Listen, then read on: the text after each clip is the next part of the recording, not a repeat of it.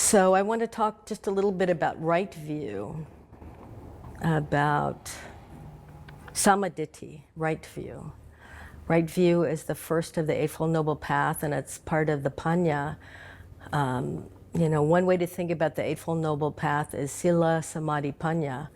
Right conduct, mental training, right mental training, and wisdom. And right view is understanding the three characteristics and seeing the three characteristics of existence into everything and everywhere in our lives. And those characteristics, as we know, are the characteristic of anicca, or impermanence. Things are changing all the time. Some are changing quickly, some are changing slowly, but nothing is static, nothing is standing still. It's changing all the time. The second characteristic is of dukkha, or suffering, or one way to understand that is unsatisfactoriness. That there's nothing in our conditioned world that can ever be permanent, can ever make us stop wanting. Nothing in our conditioned world has the ability to make us stop wanting. And wanting is really the source of our suffering. That craving is, the second noble truth. That craving and clinging to something that will make us happy. And then the third characteristic is our interconnectedness, or the third distortion, or the third is that somehow we are a solid, permanent self, an entity that doesn't change, and that is somehow is all alone. And the truth is that we're not that. We are something that probably can't be defined by concepts.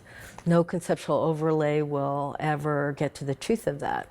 But in this moment, we can understand it as just the interconnectedness that we have with all of nature and with all of life. So those are the three characteristics. And if we don't have vipalasas, if we don't have distortions, that's how we're experiencing life, and that's what we're seeing. And we can know that when we're walking around, most of us who are not totally enlightened, that's the way that we experience the world. And that's the source of our suffering, source of the suffering for ourselves and for all of humanity and all sentient beings. Is the opposite of those truths are informed by greed, hatred, and delusion, by thinking that accumulation will make us happy, thinking that our individual selves need to be satisfied, and thinking that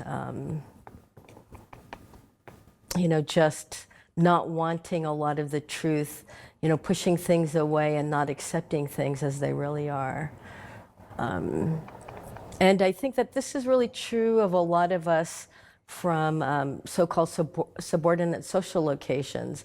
One important thing to do with our mindfulness practice is to decolonize ourselves from the inherent views in our society that we're less than, or that we have to act a certain way to be accepted, or look a certain way to be accepted. And, that's not true. We are one expression of an aspen in a grove. That's absolutely okay. And this is how nature is expressing these elements in this moment. And of course it's okay. It just looks different than the aspen next to it.